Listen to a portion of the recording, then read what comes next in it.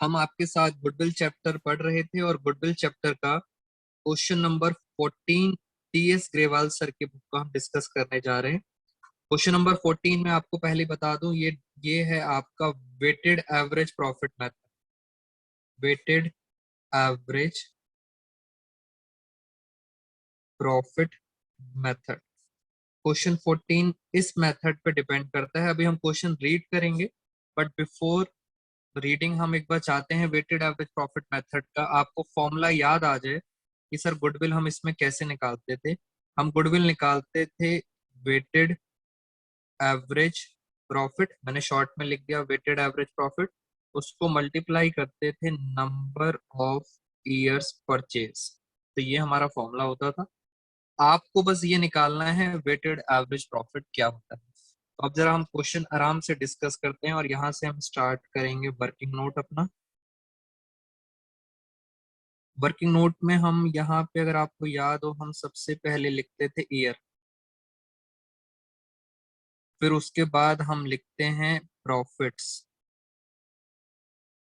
और उस प्रॉफिट्स को हम क्या करते हैं उसके बाद हम वेट से मल्टीप्लाई करते हैं। चलिए मैं क्वेश्चन रीड करता हूँ फिर हम आएंगे इस पॉइंट के ऊपर। तो ये रहा आपके स्क्रीन पे क्वेश्चन नंबर 14। मैं थोड़ा सा इसको और हाईलाइट कर देता हूँ जरा। चलिए हम क्वेश्चन को रीड करते हैं जरा, इसको हम कर लेते हैं जूम। और अब स्टार्ट करते हैं क्वेश्चन नंबर 14। क्वेश्चन आराम से पढ़ेंगे। सबसे लास्ट में लिखा है calculate the value of goodwill. तो पहला क्वेश्चन तो गुडविल निकालनी है आपको, बिल्कुल आराम आराम से चलो। वेट्स भी दे रखे हैं आपको, वेट्स दे रखे हैं 1 2 3, ये वेट्स दे रखे हैं 1 2 3। तो यहाँ तक दो बातें क्लियर है। ऊपर चलते हैं आगे। Raman and Daman are partner sharing profit and losses in the ratio 60-40। और उसके बाद लिखा है इन दोनों को एनुअल सैलरीज मिलती हैं। एनुअल सैलरीज मीन सालाना सैलरी, इसको 50,000 मिलती है, इसको 40,000 मिलती है रिस्पेक्टिवली। उसके बाद क्या लिखा है द एनुअल नेट प्रॉफिट दे रखे हैं। और सबसे इंपॉर्टेंट वर्ड जो मैं आपको बताना चाहता हूँ, यहाँ पे लिखा है बिफोर चार्जिंग पार्टनर सैलरीज। ये है आपका main word, before charging partner salary. It means जो भी आपको प्रॉफिट दे रखे हैं उसमें अभी तक सैलरी आपने माइनस नहीं करी। और आपको पता है सैलरी हमारा क्या होता है, एक नॉर्मल एक्सपेंस। तो हमें नॉर्मल एक्सपेंस माइनस करने चाहिए। आगे चलते हैं आगे। 31 मार्च 2019 का प्रॉफिट है, 20 का प्रॉफिट है और 21 का, 3 साल के आपको प्रॉफिट दे रखे हैं। उसके बाद आगे कहानी में क्या लिखा है यहाँ पे देखते हैं जरा। 1 अप्रैल 2021 को Jinu is admitted into partnership for 1/4 share in the profit without any salary. कुछ काम की बात नहीं लगी मुझे यहाँ तक। आगे चलते हैं। नेक्स्ट लाइन में लिखा है गुडविल। गुडविल के बारे में क्या कहते हैं, goodwill is to be valued at 4 year purchase of weighted average profit. तो गुडविल निकालना है आपको 4 year purchase of weighted average profit. और आगे क्या लिखा है, क्वेश्चन ने क्रिस्टल क्लियर कर दिया है कि ये जो एवरेज निकालना है ये आपको लास्ट 3 ईयर्स, पिछले 3 साल का निकालना है। और आगे ब्रैकेट में क्या लिखा है, मुझे इसको दोबारा से इंपॉर्टेंट चीज को करना पड़ेगा। आफ्टर,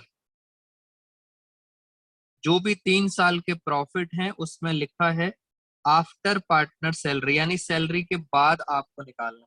और आप सबको भी पता है सैलरी हम माइनस करते हैं उसके बाद ही हमारे पास प्रॉफिट आते हैं।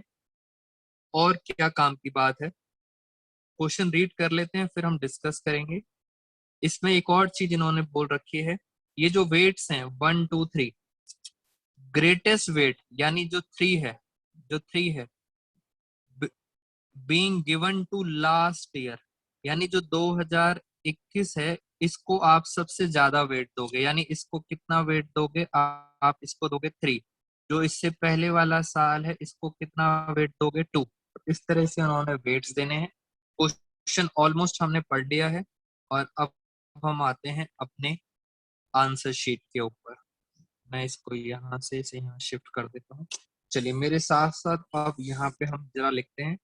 सबसे पहले तो पहला साल है 31 मार्च 2019। उसके बाद है 20 और उसके बाद है 2021। जो प्रॉफिट दे रखे थे, नॉर्मल प्रॉफिट दे रखे थे 1,40,000। यहाँ पे प्रॉफिट दे रखा था 1,01,000 और दे रखा है 1,30,000। ये हमारे पास प्रॉफिट्स थे।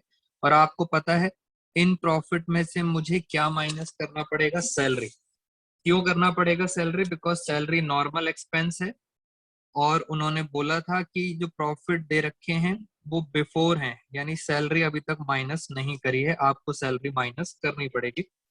सैलरी अगर आपको याद हो तो दोनों पार्टनर की सैलरी है 50,000 40,000, यानी 90,000 सैलरी है। मैं हर साल सैलरी माइनस करूँ क्योंकि हर साल पार्टनर्स को क्या मिलेगी? सैलरी। तो मुझे हर साल सैलरी माइनस करनी पड़ेगी।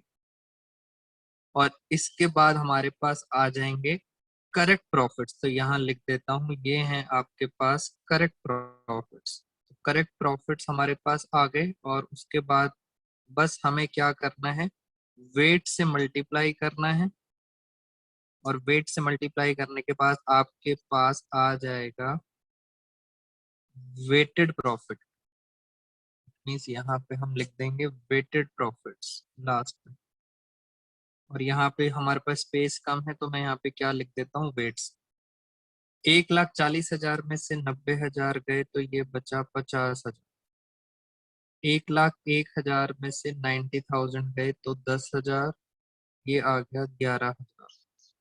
90 में से ये गए 40,000। और उन्होंने कहा था वेट देना है, हाईएस्ट वेट देना है लास्ट ईयर को, यानी इसका वेट है 3, इसका होगा 2 और इसका होगा 1। इस तरह से वेट देना है। बस हमें क्या करना होता है? वेटेड एवरेज में इन दोनों को मल्टीप्लाई करना होता है। तो ये आ गया 50,000। इसका चलते हैं, इसका लिखा हमने 22,000 और ये आ गया 1,20,000। बस अब कुछ नहीं करना, आपकी मेन कहानी खत्म। फटाफट पहले टोटल करेंगे।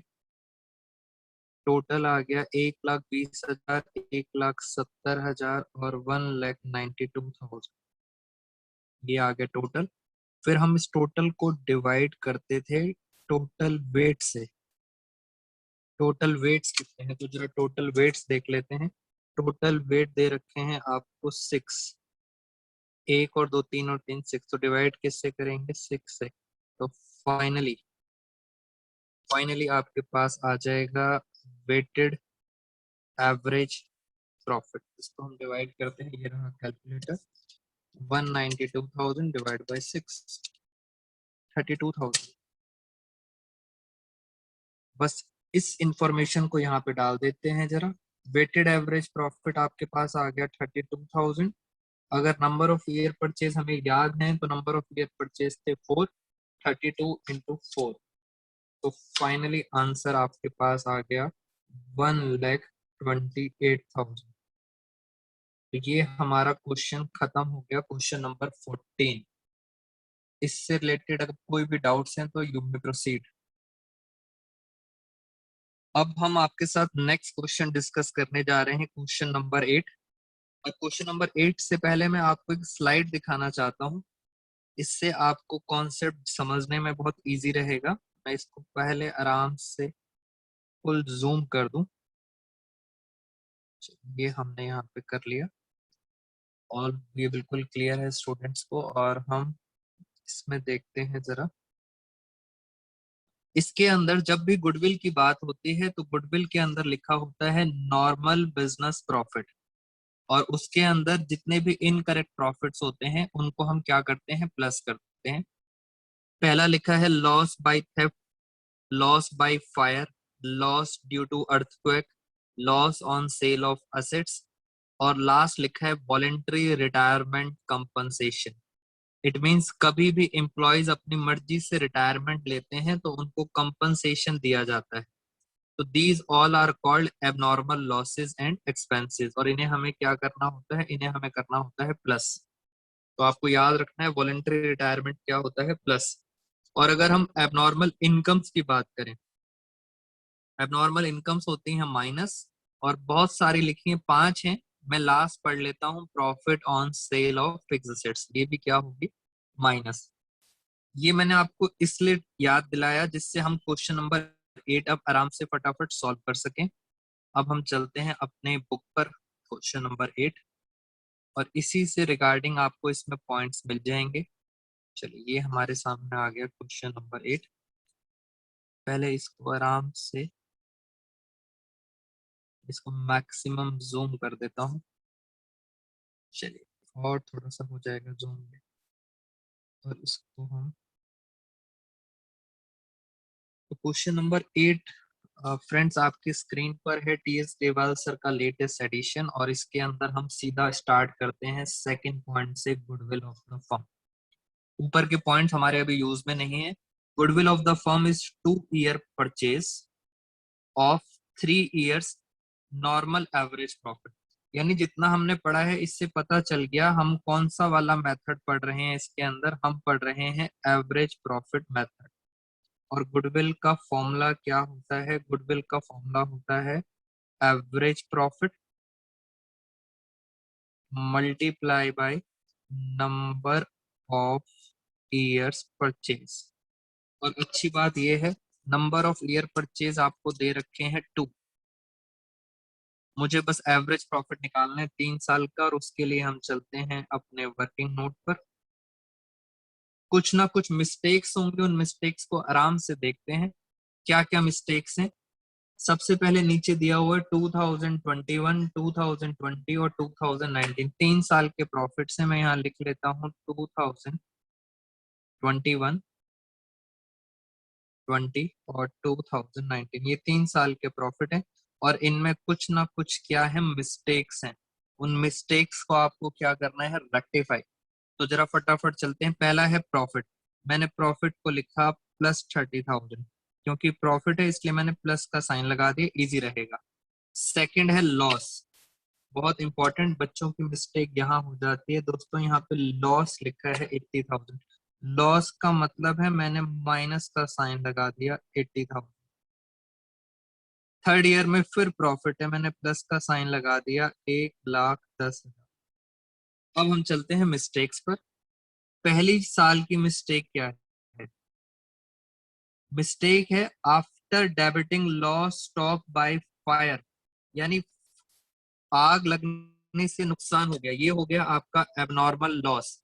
और मैंने आपको बताया था एबनॉर्मल लॉस क्या होते हैं, प्लस।